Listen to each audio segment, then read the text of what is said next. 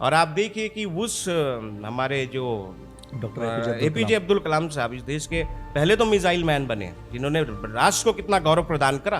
बिल्कुल। सेकेंडली कि वो भारत के राष्ट्रपति बने, और बनने के बाद आप देखिएगा कि बड़ा इंटरेस्टिंग है कि उस व्यक्ति ने उस उम्र में मिग उड़ाया। पेरेंट्स का प्रेशर ये है कि बेटा तुझे भेजा था आईआईटी क्रैक करने लिए, तुमने आईआईटी क्रैक नहीं किया। तुमको भेजा था मैंने कि चलो तुम आईआईएम क्रैक कर लो, अरे कोई कैट के थ्रू कोई अच्छा सा कॉलेज ले लो, एडमिशन तुम नहीं ले पाए।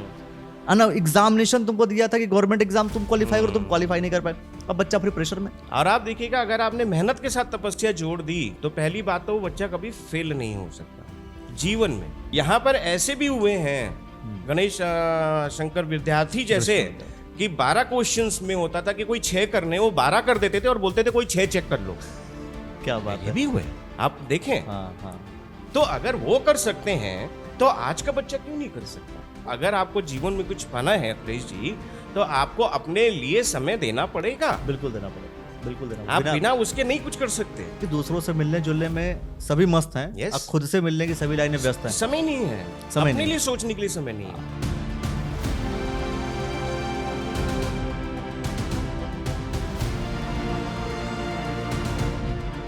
दोस्तों आप सभी को नमस्कार, मेरा नाम अखिलेश है और आप देखना शुरू कर चुके हैं द न्यूज़ वाला नेटवर्क। और ये खास सीरीज करियर वाला। और करियर बनाने के लिए सबसे अधिक इंपॉर्टेंट चीज क्या है? अच्छी पढ़ाई, बहुत अच्छी पढ़ाई, या पढ़ाई के साथ और वो चीजें जो शायद आपके जीवन में बहुत काम आती है। आप आईएएस बनना चाहते हैं, पीसीएस बनना चाहते हैं, कोई भी गवर्नमेंट एग्जाम आप क्रैक करना चाहते हैं, या कोई अच्छा बिजनेस करना चाहते हैं, तो प्री रिक्विजिट्स क्या है, वो कंडीशन क्या आप फुलफिल कर रहे हैं, या सिर्फ वो सिर्फ डिग्री ही कंडीशन होती है। बहुत सारे ऐसे विषय हैं जिन विषयों को शायद आपके मन में सवाल आता है। उस सवालों को लेकर के आज हम बात करेंगे। आज हमारे साथ हमारे मेहमान हैं जलज गौड़ जी। आप चेयरमैन हैं बीआरडी कॉलेज के। आपको बहुत बहुत स्वागत करता हूं सर। सर आपसे पहले जो एजुकेशन की हम बात करते हैं, तो एजुकेशन का ऑब्जेक्टिव क्या है सर? देखिए, शिक्षा का जो उद्देश्य, मुख्य उद्देश्य है कि वो हमें अंधकार से एक तो प्रकाश की तरफ ले जाना, चीजों को अपने अंदर अपने ज्ञान अर्जित करना है। पर आज के परिप्रेक्ष्य में अगर मैं देखूं कि जितने भी हमारे युवा शिक्षा ग्रहण कर रहे हैं अलग अलग क्षेत्रों में, चाहे वो इंजीनियरिंग का क्षेत्र हो, चाहे मैनेजमेंट का क्षेत्र हो, चाहे वो आपका साइंस का क्षेत्र हो, पर ये अपने आप में एक जानने वाली बात यह है कि जो मैं शिक्षा ग्रहण कर रहा हूं, क्या मैं उस शिक्षा को पूरी ईमानदारी से ग्रहण कर रहा हूं? बिल्कुल। मैं उसके प्रति कितना समर्पित हूं? ये अगर आज का युवा जान ले तो वो वाकई शिक्षित हो जाएगा। एक शिक्षित होना, एक साक्षर होना, दो अलग अलग शब्द होते हैं। और पूछा यह जाता है कि आप साक्षर हैं या शिक्षित हैं। दोनों के मतलब को समझूंगा। और एक बात अपने दर्शकों को बता दूं, रितेश्वर महाराज जी जब आए हुए थे, हमने तब आपको देखा था उस तरीके से चीज़ों को। फिर मैं सोचा कि आपसे हम ये बात नहीं करने वाले हैं कि करियर कैसे बनाएं। मतलब everyone wants to money making machine की, हर कोई ये चाहता है भाई बच्चा पढ़े और पैसा कितना कमाएगा, सबका उद्देश्य यही होता है। तो वहाँ पे जो लेक्चर था वो कहीं ना कहीं वो लेक्चर हमारे लाइफ से रिलेटेड था। वही सवाल हम आपसे पूछना चाह रहे हैं।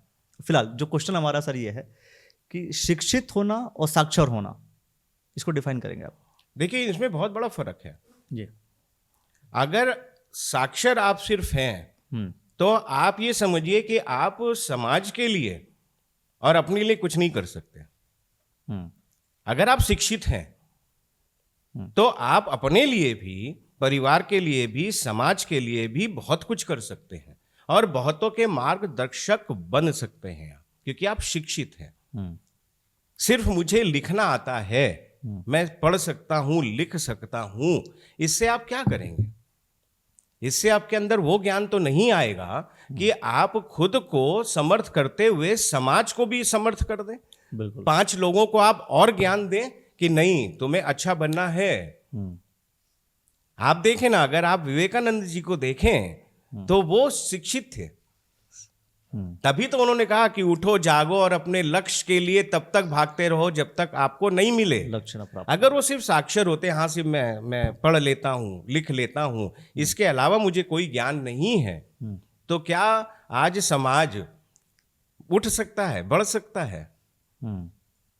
लेकिन सर देखिए, आप एक शैक्षिक संस्थान से जुड़े हैं, आप कॉलेज रन कर रहे हैं।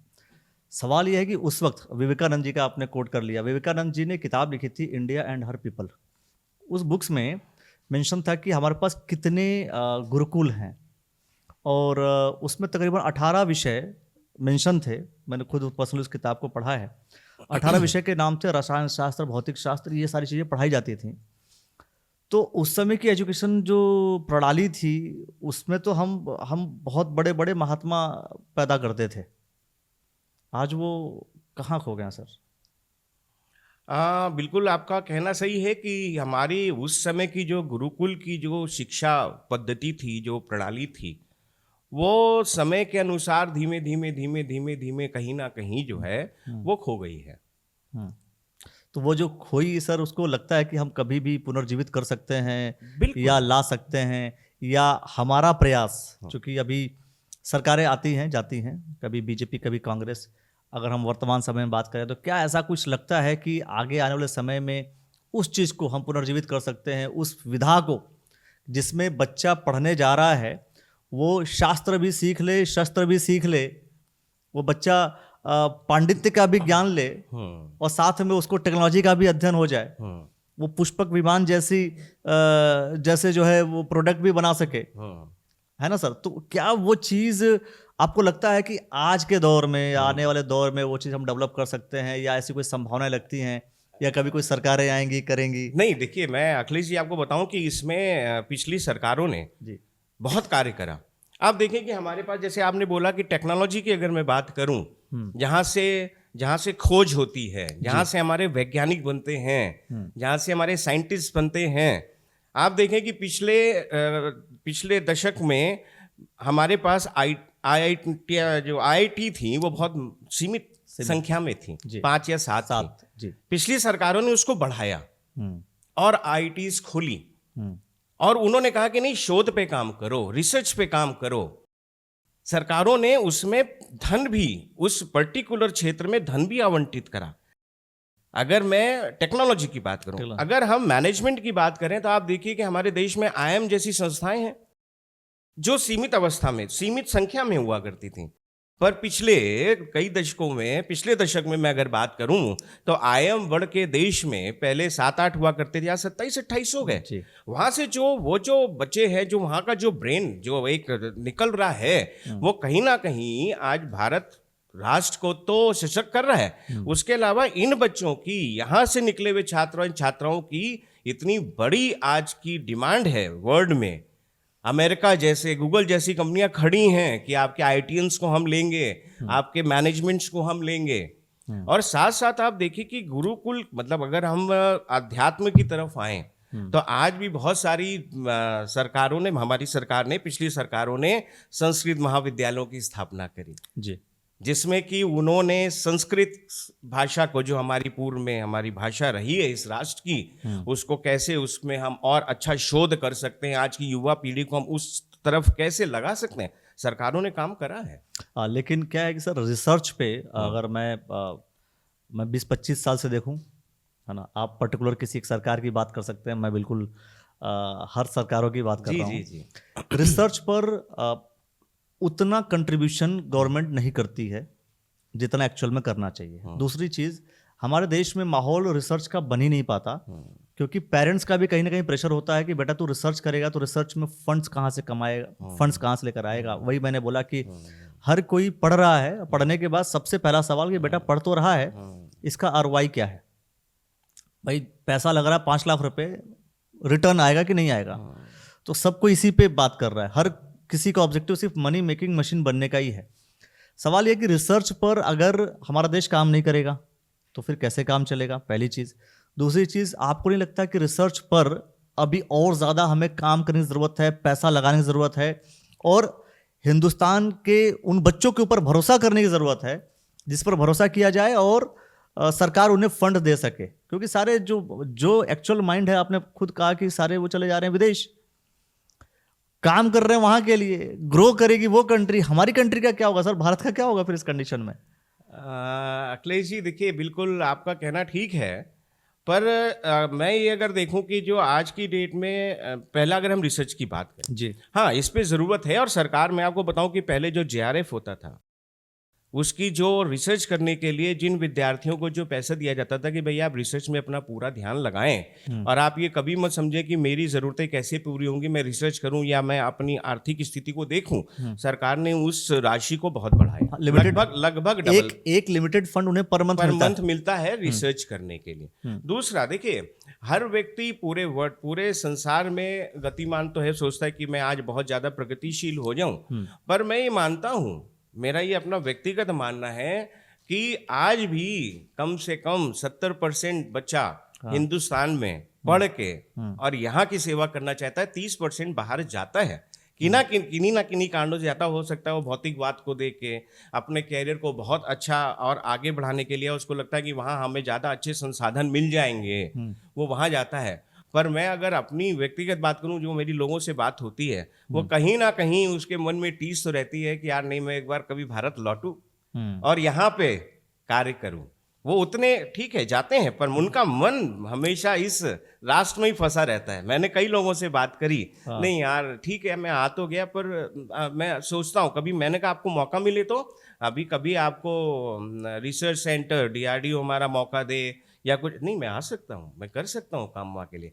तो उसके मन में ये तो रहता है कि अगर वहाँ की सरकार ने मेरे लिए कुछ करा, मुझे सब्सिडी देकर पढ़ाया, क्योंकि IITs में और फीस बहुत कम है, सब्सिडीज राइट, या हम MBBS, आज आप देखिए कि चिकित्सा के क्षेत्र में हमारे पास कितने मेडिकल कॉलेज हुआ करते थे पिछले दशकों में। सरकारों ने मेडिकल कॉलेज खोले, आज भी प्रयास होता है कि नहीं हमें चिकित्सा सुविधा, तो डॉक्टर्स, मैं फिर भी बोलता हूँ 20% बाहर निकलता होगा या रुक जाता है, वहां पर मास्टर डिग्री करने जाता है और वहीं की सेवा करने पर 70% जो बच्चा निकलता है वो यहाँ पर सोचता है कि मैं अपने देश में स्वास्थ्य शिक्षा को और बेहतर करूं। तो ये चीज तो रहती है यहाँ पे कि काम मुझे अपने देश में काम करना है। मतलब आदमी कितना भी विदेशी हो जाए, यस, दिल हिंदुस्तानी रहता है। 100%। है ना। अच्छा, ये जैसे मान लीजिए कि बच्चे हैं, बहुत कुछ चाहते हैं करना, हर किसी का एम्बिशंस, वही मैंने आपको बोला स्टार्टिंग में कि IAS है, PCS है, कोई गवर्नमेंट जॉब क्वालिफाई करना चाहता है, कोई खुद का बिजनेस करना चाहता है। ये जो क्वालिफाई करने वाली जो दौड़ है, इस दौड़ को अगर हम आपके पॉइंट ऑफ व्यू से जानना चाहें तो कैसे पूरा कर सकते हैं? क्या मतलब जरूरी चीज क्या है एक्चुअल में?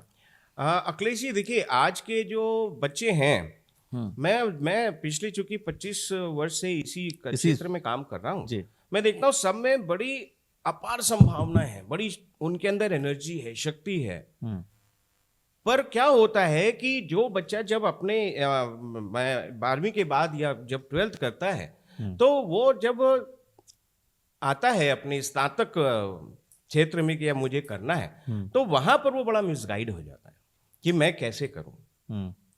वो उस समय भौतिकवाद में फंस जाता है, अच्छा मैं IAS भी बन सकता हूँ, मैं UPSC भी क्लियर कर सकता हूँ, नहीं अच्छा मैं फौज में भी जा सकता हूँ, अच्छा मैं एक अच्छा कॉर्पोरेट में अच्छा मैनेजर भी बन सकता हूँ। तो वो जो 10 दिशाओं में या 3-4 दिशाओं में जब वो भागना शुरू करता है, तो मैंने व्यक्तिगत रूप से देखा है कि वो किसी दिशा में भी सफल नहीं हो पाता है।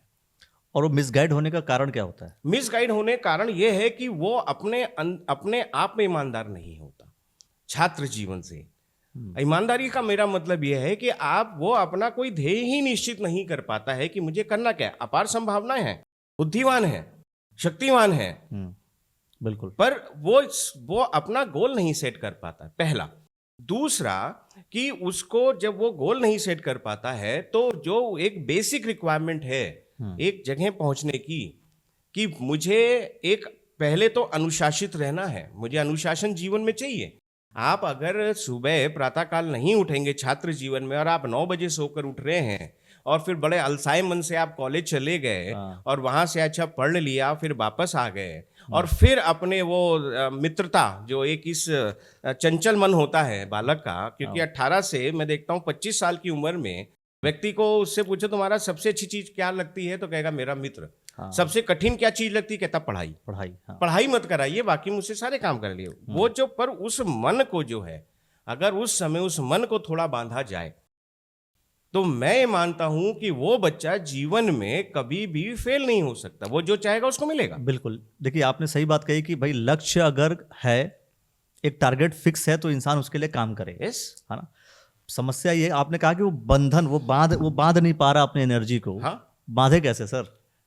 हाँ, क्योंकि ये अपने मैं बिल्कुल सोल्यूशन पे जाना चाहूंगा, है। क्योंकि ये बात सच है कि बांधे बहुत से ऐसे कैसे? बच्चे हैं, हम आसपास भी हमारे बच्चे हैं जिनको मैं देख रहा हूँ, तो उनका क्या है कि एनर्जी बहुत है यस। पर वो स्कैटर्ड है, जैसे आपने बोला डिसओरिएंटेशन में है, कभी कुछ कभी कहीं फोकस्ड नहीं है। वो लाएं कैसे वो फोकस? देखिए, उसका मैं सबसे बड़ा आपको एक अपने बच्चों को एक मंत्र देना चाहता हूँ जी। कि पहले तो वो सबसे पहले अपने आप को समय देना सीखें। हम्म।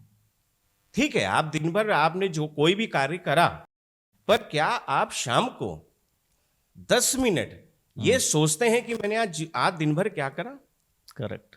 मैंने आज, क्योंकि आप छात्र जीवन में हैं, आज मैंने कितनी देर पढ़ाई करी? सोचें। आज मैंने कोई ऐसा तो काम नहीं करा कि किसी को बुरा लगा हो। आज मैंने कोई ऐसी भाषा तो नहीं बोली कि जिससे किसी को कष्ट हुआ हो, राइट? और मैंने आज अपने परिवार में अपने माता जी के साथ, पिताजी के साथ कितना समय व्यतीत करा। और अगर वो उसको लगता है और वो अपने आप को 10 नंबर दे, देखिए आपको, अगर आपको जीवन में कुछ पाना है अखिलेश जी, तो आपको अपने लिए समय देना पड़ेगा। बिल्कुल देना पड़ेगा, बिल्कुल देना आप पड़ेगा। बिना उसके नहीं कुछ कर सकते। सेल्फ असेसमेंट, आत्मचिंतन कि मैं आज कैसा तो नहीं, अच्छा आज मैंने अगर ये गलती करी, आज मैंने ऐसा बोला घर में, अपने छोटे भाई को कुछ बोल दिया या बहन को कुछ बोल दिया, या आज मैंने माता जी के साथ ऐसा बोला कि उनको बुरा लगा, तो मैं ना कल से ये नहीं करूंगा, मैं इस चीज का ध्यान रखूंगा। तो क्या होगा, ये पहली प्रक्रिया है अपने आप को बांधने की। यही चीज आपको बांधेगी, और आपको कोई नहीं बांध सबसे सकता। बड़ी समस्या ये है कि दूसरों से मिलने जुलने में सभी मस्त हैं, Yes. अब खुद से मिलने की सभी लाइनें व्यस्त हैं। समय नहीं है, समय अपने नहीं लिए सोचने के लिए समय नहीं है। और जब तक इंसान सेल्फ रियलाइजेशन नहीं Yes. करेगा तब तक मुश्किल है सब कुछ। आप ये तो सोचते हैं 10 मिनट बैठ के कि नहीं आज ना मैं मार्केट जाऊंगा, वहां पे इस ब्रांड की जीन्स खरीदूंगा, उस ब्रांड की नहीं खरीदूंगा। इसका मतलब आप अपने को समय दे रहे हैं ना, समय दे रहे हैं, पर आप किसके लिए समय दे रहे हैं? उन चीजों के लिए कि जिसकी अपार संभावनाएं बाद में है। आप वो बाद में भी कर सकते हो, बिल्कुल बिल्कुल। आप बाद में भी मार्केट जा सकते हो सकता है कि आज जो बाजार हैं उससे 10 गुना अच्छे हाईटेक मार्केट कल को हो। जो आज आपको उत्पाद मिल रहा है वो 10 गुना ज्यादा अच्छा मिले, पर आज आप उसमें फंसे अपने लिए नहीं। क्योंकि आप अगर अपने को अच्छा कर लोगे, बांध लोगे, तो ये चीजें आपके लिए बिल्कुल नगण्य हो जाएंगी। जब चाहोगे आप पालोगे। मतलब वो बाहर वाली चीजों को, कपड़ा कैसा पहनना है, कैसा मुझे दिखना है, उस पर तो प्रेशर दे रहे हैं, लेकिन खुद की आत्मा को कैसे बेहतर बनाना है उस पर मेहनत नहीं कर रहे हैं।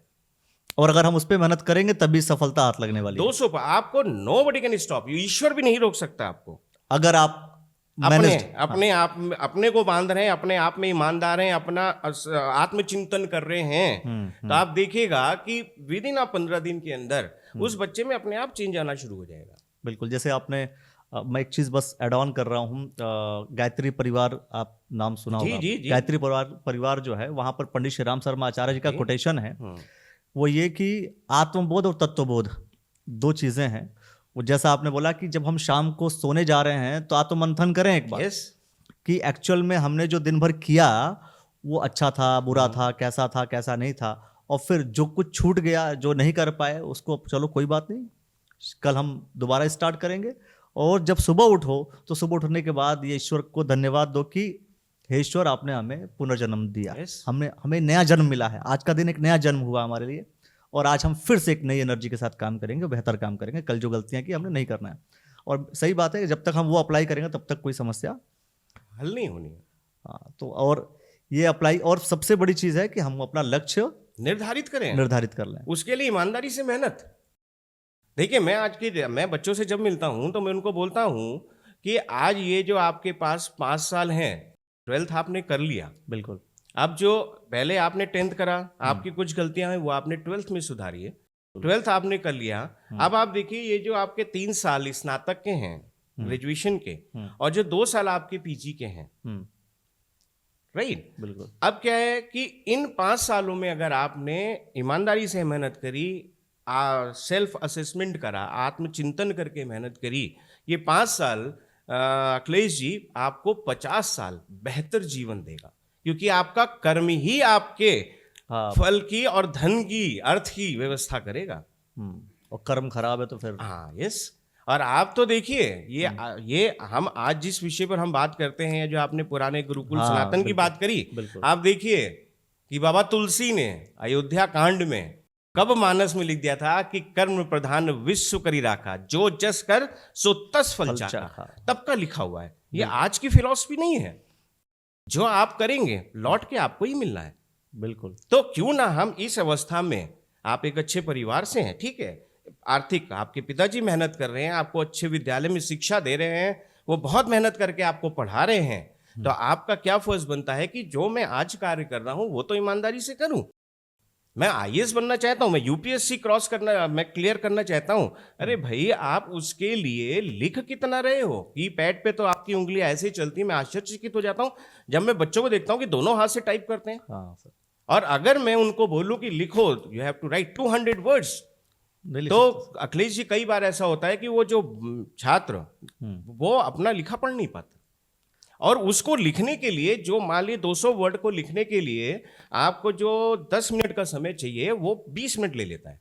तो आप कहां से यूपीएससी क्रैक कर दोगे? क्योंकि आपने उसकी प्रारंभिक चीज तो नहीं करी, उसके प्रैक्टिस लिखना ही नहीं करी। आता। बेसिक सी रिक्वायरमेंट आपने पूरी नहीं किया। मैं बच्चों को देखता हूँ, सर ट्यूशंस में जाता हूँ, कोचिंग्स जाता हूँ, अरे भाई मैं उनको बोलता हूं कि आपके जो गुरु टीचर आपको पढ़ाए ब्लैक बोर्ड पे, ठीक है, आपका उस समय मन बाहर है, मौसी के घर पर है, मामा के घर पर है, कहीं मित्र के घर पर है, वो इक्वेशन लिखी जा रही केमिस्ट्री की, कोई दिक्कत नहीं, आप नोट कर लिया ना, आप घर आओ, आप वो किताब खोलो, उसको एक बार पढ़ो और फिर 2 बार पढ़ो, और उसको किताब कॉपी को बंद करो, एक दूसरी कॉपी उठाओ, उसमें इक्वेशन लिखो। तो क्या होगा कि चेतना आएगी, आपका ब्रेन काम करने लगेगा, आपकी स्मरण शक्ति बढ़ेगी, पहला। दूसरा कि आपकी हैंड राइटिंग अच्छी होगी, क्योंकि आपकी हैंड राइटिंग आपके व्यक्तित्व को उजागर करती है। बिल्कुल बिल्कुल सही। आपकी हैंड राइटिंग खराब है, आपने कहीं किसी को कुछ लिख कर भेजा, कहेगा यार ठीक है, ये क्या है, कौन है, वो देख के रिजेक्ट कर देगा। यस। तो 2 चीजें हुई, आपकी स्मरण शक्ति बनी, आपने लिखा तो आपकी राइटिंग अच्छी हुई। आप फिर उसके बाद अपना जो है आप देखेंगे, ये जब आप प्रोसेस धीमे धीमे करेंगे, आप कोई भी एग्जाम में बैठेंगे 100% आप वो एग्जाम क्रैक कर देंगे। बिल्कुल। क्योंकि आप चिंतन भी कर रहे हैं, मुझे कैसे करना है, मुझे क्या करना है, मुझे किस वक्त क्या पहनना है, किससे कैसे बातें करनी है, मैं आज क्या सड़क पे खराब तो नहीं चला, मैंने आज ऐसा तो नहीं बिना देखे सड़क क्रॉस कर दी हो, नहीं अगली बार मैं देख कर, क्योंकि खतरा आपको है। बिल्कुल। तो जब आप सजग रहने लगेंगे, जब आप सजग रहने लगेंगे तो आपका ब्रेन काम करेगा, ब्रेन काम करेगा तो आप हर चीजों को बहुत अच्छे से करेंगे। करेक्ट करेक्ट, बिल्कुल सही बात है। और मैं समझता हूँ कि एकदम टू दी पॉइंट, बहुत से लोग जो सुन रहे हैं उनके लिए एकदम सटीक ये बातें आप बता रहे हैं। आपने कहा कि आईएएस पीसीएस कोई भी एग्जाम क्रैक करना है, उसके जो भाई प्रैक्टिस करो, लिखो, आपने बताया सारी चीज़ें। अब दूसरी चीज़ होती है, कई बार बच्चा सब कुछ कर रहा है, मेहनत करने की कोशिश कर रहा है, फेल हो गया सर, होता है ना सर, बच्चा फेल हो गया और नहीं कर पाया, और फिर कई बार बच्चे डिप्रेशन में चले जाते हैं। तो फिर वो क्या करे सर उसके बाद, मतलब वो है ना, वो भी डिप्रेशन में चले भाई। और सबसे बड़ी बात है ना सर, पेरेंट्स का प्रेशर होता है। पेरेंट्स का प्रेशर ये है कि बेटा तुझे भेजा था आईआईटी क्रैक करने के लिए, तुमने आईआईटी क्रैक नहीं किया, तुमको भेजा था मैंने कि चलो तुम आईआईएम क्रैक कर लो, अरे कोई कैट के थ्रू कोई अच्छा सा कॉलेज ले लो, एडमिशन तुम नहीं ले पाए, है ना, एग्जामिनेशन तुमको दिया था कि गवर्नमेंट एग्जाम तुम क्वालिफाई करो, तुम क्वालिफाई नहीं कर पाए, अब बच्चा फिर प्रेशर में। कई बार इन एटमॉस्फेयर को देखकर भी बच्चा प्रेशर में आ गया। तो फिर वो उसके पास जो है कई बार वो व्याकुलता आती है, अब क्या करूंगा, लाइफ में कुछ है नहीं। अब बहुत सा क्वेश्चन है अखिलेश जी। देखिए मेरे पास बहुत सारे बच्चे आते हैं कि सर मैं मेहनत तो बहुत करता हूं पर मैं ना सफल नहीं हो पाता। तो मैंने कहा हो भी नहीं पाओगे। क्यों सर? मैंने कहा तुम सिर्फ मेहनत कर रहे हो। सर फिर मेहनत तो कर रहा हूं ना। मैंने कहा मेहनत के साथ इसमें एक चीज प्लस करो, तपस्या। करेक्ट। मेहनत के साथ अगर आपने तपस्या करनी शुरू कर दी, तपस्या और जोड़ी, क्योंकि जो तप के बनता है उसी की कीमत आज 80,000 रुपए ग्राम होती है, क्योंकि सोना आप देखिए तपा। बिल्कुल बिल्कुल बिल्कुल। तो मैंने कहा मेहनत के साथ सिर्फ मेहनत करोगे कुछ नहीं मिलेगा, तपस्या। मैं उसमें कितना खुल गया। और आप देखिएगा अगर आपने मेहनत के साथ तपस्या जोड़ दी तो पहली बात तो वो बच्चा कभी फेल नहीं हो सकता जीवन में। मैं फिर कह रहा हूं वो जिस एग्जाम में बैठेगा वो उस एग्जाम को क्रॉस कर दे, क्लियर कर देगा। और ये हुआ हमारे यहाँ ऐसे ऐसे। आप सुभाष चंद्र बोस जी को लीजिए, उस जमाने में उन्होंने आईएएस ब्रिटिशर्स टाइम में क्रॉस कर दिया और छोड़ दिया और कहेगा और बताओ कौन सी तुम्हारे एग्जाम से मैं क्लियर कर देता हूं। महर्षि अरविंद। यहां पर ऐसे भी हुए हैं गणेश शंकर विद्यार्थी जैसे कि 12 क्वेश्चंस में होता था कि कोई 6 करने, वो 12 कर देते थे और बोलते थे कोई 6 चेक कर लो। क्या बात ये है। भी हुए, आप देखें। हाँ हाँ, तो अगर वो कर सकते हैं तो आज का बच्चा क्यों नहीं कर सकता? क्योंकि वो भौतिकवाद में खो गया। करेक्ट। वो ये तो चाहता है कि मैं बहुत बड़ा आदमी बन जाऊं, पर उस बड़े बनने के लिए आपने तपस्या कितनी करी, मेहनत। वो तपस्या करने को तैयार नहीं कह है। रहे मैं पढ़ता रहा हूं, देखिए मैंने सारी किताबें पढ़ ली, और जो जिस हिसाब से आपने पढ़ा वो काफी नहीं है। तपस्या वो आराम से, पहला। दूसरा क्या है कि मान लीजिए कि इसके बाद भी अगर कोई बच्चा सोचता है मैं फेल हो गया, अब मैं जीवन में क्या करूंगा, तो मैं आपको आपके चैनल के माध्यम से बताना चाहूंगा कि आप फिर, इतिहास आपको बहुत कुछ सिखाता है। हर व्यक्ति इतिहास से सीखता है। आप देखिए कि हमारे राष्ट्रपति रहे डॉक्टर एपीजे अब्दुल कलाम साहब, बिल्कुल बड़े गरीब परिवार से थे। और मैं कहूँगा बच्चों को ये उनकी बायोग्राफी पढ़नी चाहिए। और जब उनका सिलेक्शन, वो फाइटर पायलट बनना चाहते थे, फाइटर पायलट में सिलेक्ट मतलब जो क्लियर भी कर लिया, और फाइनल इंटरव्यू उनका जब था, देहरादून सिलेक्शन बोर्ड हुआ करता था, आज भी है, और वो जब अपने वहाँ से चले घर से, तो इतने गरीब परिवार से थे कि मैं देहरादून पहुंचूंगा कैसे। तो उन्होंने अपनी बहन को बोला मुझे जाना है, मेरा हो गया। तो एक चूड़ी थी उसके हाथ में गोल्ड की, उसने कहा भाई इसको आप बेचो और जाओ। वो आ गए, उसको बेचा, वो यहाँ पर आए, यहाँ पर आकर उन्होंने इंटरव्यू दिया, और आप देखिए कि वो व्यक्ति इंटरव्यू में फेल हो गया, वो क्रैक नहीं कर पाया, सिलेक्शन नहीं हुआ। बिल्कुल। तो जब सिलेक्शन नहीं हुआ तो वो इतने उदास हो गए, उनका बस मेरा जीवन खत्म, मैं तो कुछ कर ही नहीं सकता, गरीब परिवार से आखिरी चूड़ी लेकर आया, मैं करूंगा क्या। और उसके बाद वो सोचते सोचते ऋषिकेश, हरिद्वार से ऋषिकेश चले गए, और आज भी वो जगह है शिवानंद आश्रम, उनकी बायोग्राफी में है। आप शिवानंद आश्रम में सोचते सोचते और एक पहाड़ी पे पहुंच गए, मुझे अपना जीवन समाप्त करना है, कुछ बचा ही नहीं, इतनी मेहनत करने के बाद ईश्वर दिया क्या। और शिवानंद महाराज जिस समय जीवित थे, वो निकले, उनका अच्छा एक युवा क्या, और उन्होंने लिखा कि ये तो आत्महत्या करने जा रहा है, उन्होंने उसको रोका। उन्होंने जब अपनी सारी कहानी बताई कि महाराज ऐसे ऐसे हो गया, अब कुछ नहीं बचा, तो उन्होंने कहा कि नहीं ऐसा नहीं है, ईश्वर ने तुम्हारे लिए कुछ और काम सोचा है। और वही विवेकानंद वाली बात की उठो जागो और अपने लक्ष्य को प्राप्त करो, और फिर उन्होंने काम करा। और आप देखिए कि उस हमारे जो डॉक्टर एपीजे अब्दुल कलाम साहब इस देश के पहले तो मिसाइल मैन बने, जिन्होंने राष्ट्र को कितना गौरव प्रदान करा। बिल्कुल। सेकेंडली कि वो भारत के राष्ट्रपति बने, और बनने के बाद आप देखिएगा कि बड़ा इंटरेस्टिंग है कि उस व्यक्ति ने उस उम्र में मिग उड़ाया फिर, क्योंकि वो पूरी तीनों सेनाओं के अध्यक्ष। तो मैं कहना चाहता हूं कि कभी निराश नहीं हुई, अगर आपको कोई चीज प्राप्त नहीं हुई है तो अगेन कि नहीं, मुझे शायद ईश्वर ने खुद मन से, क्योंकि आप अगर आपके अंदर आत्मचिंतन की आदत पड़ गई तो कोई बात नहीं, शायद मेरे लिए कुछ ईश्वर ने अच्छा सोचा हो। आप मेहनत करिए, तो आप जब मेहनत करेंगे तपस्या के साथ, तो आप अपनी सही जगह ईश्वर पहुंचा देगा। एक बात और कहना चाहूंगा उन माता पिता को कि आप कभी मत ही बोलिए मेरा बच्चा आईएएस बने, मेरा बच्चा पीसीएस बने, मेरा बच्चा डॉक्टर बने। ईश्वर को बोलिए कि मेरा बच्चा एक अच्छा इंसान बने। बिल्कुल सही बात। और अच्छा इंसान बनेगा तो वो समझ लीजिए देश के लिए उसका कंट्रीब्यूशन, 100%, राष्ट्र के लिए कंट्रीब्यूशन उसका ऑटोमेटिक होगा, वो एग्जाम्पल बनेगा और लोगों के एग्जाम्पल बनेगा। मैं समझता हूँ कि आज इस सीरीज में ये जो एपिसोड है, इस एपिसोड में हमने ये तो बात नहीं की कि आपको पर्टिकुलर इस फील्ड में जाएंगे तो क्या लाभ मिलेगा, कैसे मिलेगा और क्या कर सकते हैं, स्कूल में एडमिशन लेंगे तो क्या होगा। लेकिन हमने ये पूरी बात कर ली कि अगर आपको सफल होना है तो जो बेसिक रिक्वायरमेंट है वो सारी बेसिक रिक्वायरमेंट जलज सर ने बता दी। और मैं समझता हूँ अगर वो बेसिक रिक्वायरमेंट अगर आपने फुलफिल कर ली तो आपने तो बिल्कुल गारंटी ले ली 200% के आदमी फेल ही नहीं हो सकता। चलिए, तो मैं समझता हूँ दोस्तों कि ये सारी बातें आपने सुनी होंगी, समझी होंगी। अगर आपके मन में कोई प्रश्न है तो आप कमेंट सेक्शन में जरूर कर लीजिएगा। दूसरी बार बैठेंगे और आपके उन सवालों को लेकर के बैठेंगे ताकि आपके उन सवालों का जवाब आपको पूरी तरीके से मिल सके। आपने जो हमें समय दिया सर, इसके लिए बहुत बहुत धन्यवाद। बहुत बहुत धन्यवाद। मैं आभारी हूँ आपका कि आपने मुझे अपने इस प्रतिष्ठित चैनल में मुझे आपने आमंत्रण दिया और हमें समय दिया। मैं भी आपका बहुत आभारी हूँ अखिलेश जी, बहुत बहुत धन्यवाद और बहुत बहुत शुभकामनाएं आपको जी। Thank you sir, thank you. तो दोस्तों वीडियो को लाइक कर लीजिए, शेयर कर लीजिए, चैनल को सब्सक्राइब कर लीजिए। और फिर से मैं कह रहा हूँ कि प्रश्न पूछिए, सवाल आप जरूर पूछिए। आपके अंदर बहुत सारे क्वेश्चंस आते होंगे, खुल करके पूछा कीजिए, कमेंट सेक्शन के माध्यम से पूछिए ताकि उसका जवाब हम आपको दोबारा दे सकें और ये आपके लिए ही बेहतर होगा हर हाल में। और पूरे एपिसोड को लेकर के क्या कहेंगे ये भी आप हमें जरूर बताइए। देखते रहिएगा द न्यूज़ वाला नेटवर्क। बहुत बहुत शुक्रिया दोस्तों, बहुत बहुत धन्यवाद। धन्यवाद।